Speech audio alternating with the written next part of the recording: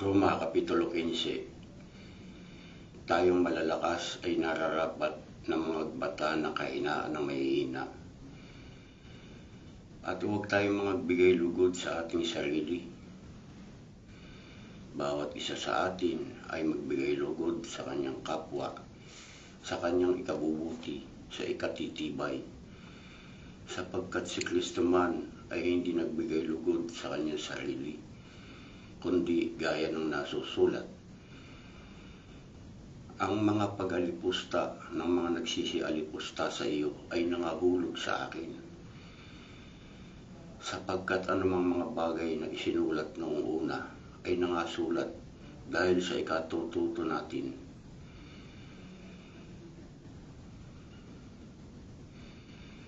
Upang sa pamamagitan ng pagtitiis at pag-aliw ng mga kasulatan ay magkaroon tayo ng pag-asa.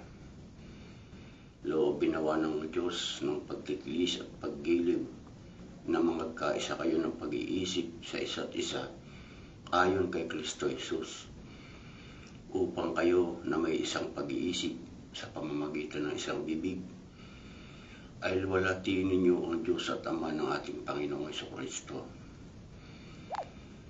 Sa ganito'y mga tanggapan kayo, gaya naman ni Kristo, na tinanggap kayo sa kaluwalhatian ng Diyos. Sapagkat sinasabi ko na si Kristo ay ginawang ministro ng pagtutuli dahil sa katotohanan ng Diyos, upang kanyang mapagtibay ang mga pangako na ibinigay sa mga magulang, at upang ang mga hentil ay makaluwalhati sa Diyos dahil sa kanyang kahabagan, gaya ng nasusulat. Kaya't ikaw ay aking pupurihin sa gitna ng mga hentil, at ako'y aawit sa iyong pangalan. At muling sinasabi niya, makigalak kayo, kayong mga hentil sa kanyang bayan. At muli, purihin ninyo ang Panginoon, kayong lahat ng mga hentil, at purihin siya ng lahat ng mga bayan. At muli, sinasabi ni Isaias, magkakaroon ng ugat kay Jese, at siya'y lilitaw upang maghari sa mga hentil, at sa kanya magsisiasa ang mga hentil.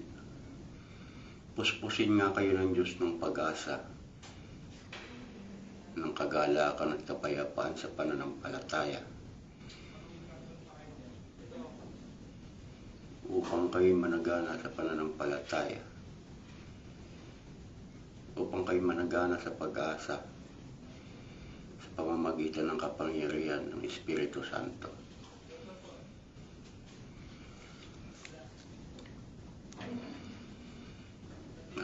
At ako naman sa aking sarili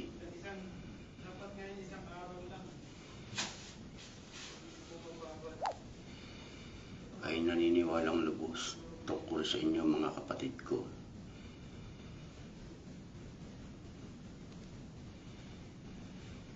na mga puspos kayo ng kabutihan, pinuspos lang lahat ng kaalaman, na anapat makapagpapaalaala naman kayo sa iba, sa isa't isa.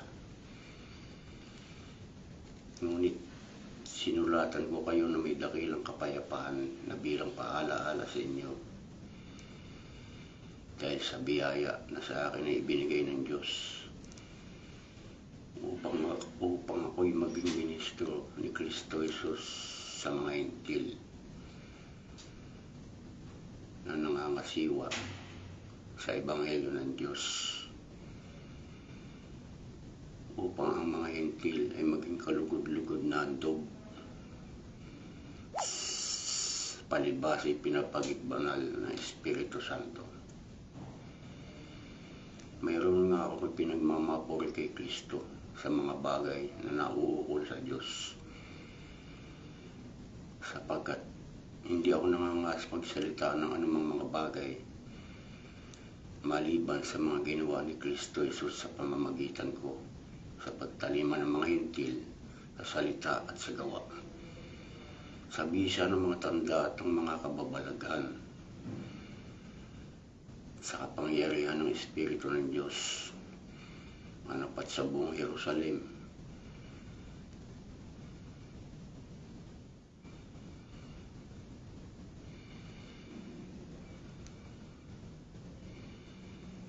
At sa palibot-libot hanggang sa Eliniko ay aking ipinangaral ang Ebanghelyo ni Kristo.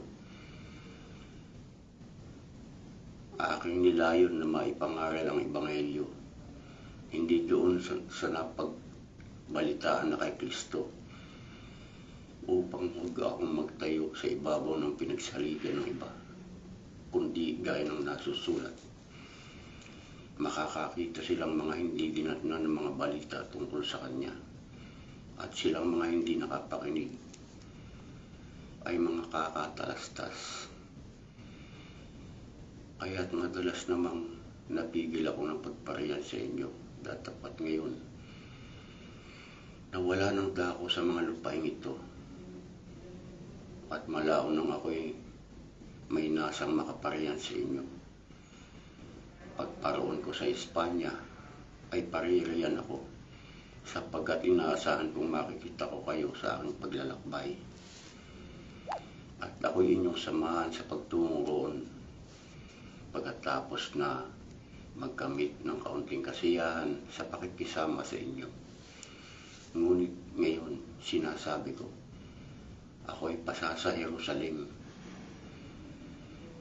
upang mamahagi sa mga banal, sapagkat minagaling ng Macedonia at ng Akaya na gumawa ng isang ambagang laan sa mga duka, sa mga banal na nasa Jerusalem. Oo, ito'y kalugod-lugod sa kanila, at sila'y may utang na loob sa kanila, sapagkat kung ang mga hentil ay naging kabahagi sa mga bagay nilang ayon sa Espiritu, nararapat naman na sila'y paglingkuran ng mga yaon sa mga bagay na ayon sa laman. Kung maganap ko nga ito, at aking matatakan sa kanila ang bungang ito, magdaraan ako sa inyo patungo sa Espanya, at nalalaman ko na sa pagpariyan ko sa inyo, ako'y darating na puspos ng pagpapala ng Ebanghelyo ni Kristo. Ngayon ipinamamanhik ko sa inyo, mga kapatid, alang-alang sa Panginoon nating Jesucristo at sa pag-ibig ng Espiritu, na kayo'y makipagsikap na kasama ko sa inyong pananalangin sa Diyos patungkol sa akin, upang ako'y maligtas sa mga hindi nagsisisampalataya na nangasa Judea, at nang ang aking pamamahagi sa Jerusalem ay maging kalugod-lugod sa mga banal, upang sa pamamagitan ng kalooban ng Diyos ako'y makarating sa inyo na may kagalakan, at ako'y makipamahinga sa inyo. Ngayon, ang Diyos ng kapayapaan ay sumainyo nawang lahat. Siya nawa.